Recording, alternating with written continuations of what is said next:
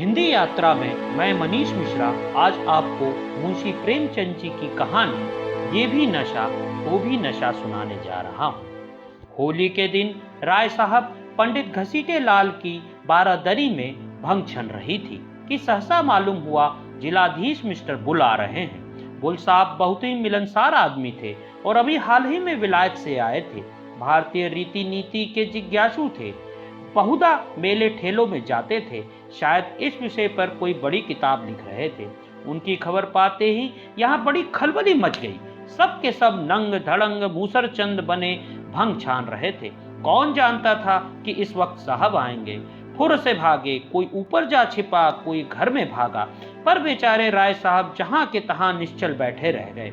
आधा घंटे में तो आप कांख कर उठते थे और घंटे भर में एक कदम रखते थे। इस भगदड़ में कैसे भागते?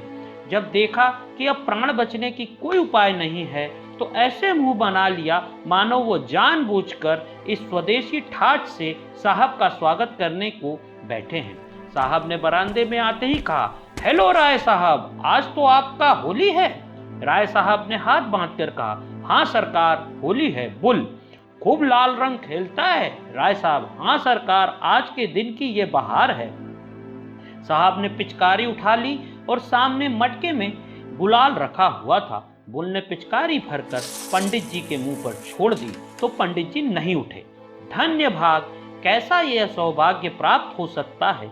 वारे हाकिम, इस प्रजावत्सल्य कहते हैं। आह, इस वक्त सेठ जोखन राम होते तो दिखा देता कि जिले में अफसर इतने कृपा करते हैं। बताएं आकर कि उन पर किसी गोरे ने भी पिचकारी छोड़ी है। जिलाधीश का कहना ही क्या, यह पूर्व तपस्या का फल है और कुछ नहीं। कोई पहले 1 सहस्त्र वर्ष तपस्या करे तब यह परम पद पा सकता है। हाथ जोड़कर बोले, धर्मावतार, आज जीवन सफल हो गया। जब सरकार ने होली खेली है तो मुझे भी हुक्म मिले कि अपने हृदय की अभिलाषा पूरी कर लूं। यह कहकर राय साहब ने गुलाल का एक टीका साहब के माथे पर लगा दिया।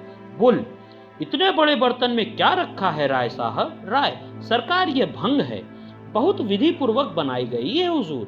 बुल, इसके पीने से क्या होगा? राय, हुजूर की आंखें खुल जाएगी, बड़ी विलक्षण वस्तु है सरकार। बुल, हम भी पिएगा।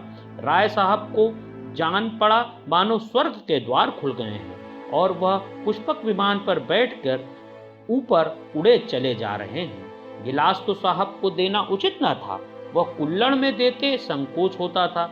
आखिर बहुत ऊंच नीच सोचकर गिलास में भंग उड़ेली और साहब को दे दी। साहब पी गए। बारे सुगंध के चित्त प्रसन्न हो गया। दूसरे दिन राय साहब इस मुलाकात का जवाब देने चले। प्रातःकाल ज्योतिषी से मुहूर्त पूछा।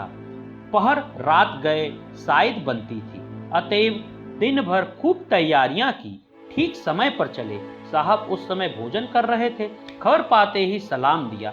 राय साहब अंदर गए तो शराब की दुर्गंध से नाक फटने लगी। बेचारे अंग्रेजी दवा न पीते थे, अपनी उम्र में शराब कभी न छुई थी। जी में आया कि नाक बंद कर लें, मगर डरे कि साहब बुरा न मान जाएं। जी मचल रहा था पर सांस रोके बैठे हुए थे। साहब ने एक चुस्की ली और गिलास मेज पर रखते हुए बोले, राय साहब, हम कल आपका बंग पी गया, आज आपको हमारा बंग पीना पड़ेगा। आपका बंग बहुत अच्छा था, हम बहुत सा खाना खा गया।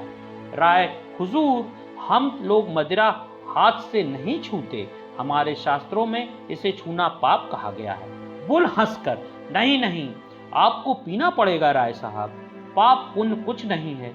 यह हमारा बंग है, वो आपका बंग है, कोई फर्क नहीं है। उससे भी नशा होता है, इससे भी नशा होता है, फिर फर्क कैसा? राय, नहीं धर्मावतार, मदिरा को हमारे यहाँ वर्जित किया गया है। पुल, ऐसा कभी नहीं होना चाहिए। शास्त्र मना करेगा तो इसको भी मना करेगा, उसको भी मना करेगा, अफीम को भी मना करेगा। आप इसको पिए, डरे नहीं, बहुत अच्छा है। यह कहते हुए साहब ने एक गिलास में शराब उड़ेल कर राय साहब की मुंह से लगा ही दी थी। राय साहब ने मुंह फेर लिया और आंखें बंद करके दोनों हाथों से साहब का हाथ हटाने लगे। साहब को समझ में यह रहस्य न आता था। वह यही समझ रहे थे कि यह डर के मारे नहीं पी रहे हैं। अपने मजबूत हाथों से राय की गर्दन पकड़ी और गिलास मुंह की तरफ बढ़ाया। राय साहब अब क्रोध में आ गए। साहब खातिर से सब कुछ कर सकते थे पर धर्म नहीं छोड़ सकते थे। जरा कठोर स्वर में बोले, हुजूर हम वैष्णव हैं, हम इसे छूना भी पाप समझते हैं। राय साहब इसके आगे और कुछ न कह सके। मारे आवेश में कंठ अवरोध हो गया। एक क्षण बाद जरा स्वर को संयत करके फिर बोले, हुजूर भंग पवित्र वस्तु है। ऋषि मुनि साधु महात्मा देवी देवता सब इसका सेवन करते थे। सरकार हमारे यहाँ इसकी बड़ी महिमा लिखी गई है। कौन ऐसा पंडित है जो बूटी न छानता हो, लेकिन मदिरा का तो सरकार हम नाम लेना भी पाप समझते हैं। बुल ने गिलास हटा ली और कुर्सी पर बैठकर बोला, तुम पागल का माफिक बात करता है। धर्म का किताब भंग और शराब दोनों को बुरा कहता है। तुम उसको ठीक नहीं समझता, नशा को, इसलिए सारी दुनिया बुरा कहता है। इससे आदमी का अक्ल खत्म हो जाता है, तो भंग पीने से पंडित और देवता लोगों का अक्ल कैसे खत्म नहीं होगा, यह हम नहीं समझ सकता। तुम्हारा पंडित लोग भंग पीकर राक्षस क्यों नहीं होता? हम समझता है कि तुम्हारा पंडित लोग भंग पीकर खप्त हो गया है, तभी तो वो कहता है ये अछूत है, वो नापाक है, रोटी नहीं खाएगा, मिठाई खाएगा, हम छू ले तो तुम पानी नहीं पिएगा। यह सब खप्त लोगों की बात। अच्छा सलाम। राय साहब की जान में जान आई। गिरते पड़ते बरामदे में आए, गाड़ी में बैठे और घर की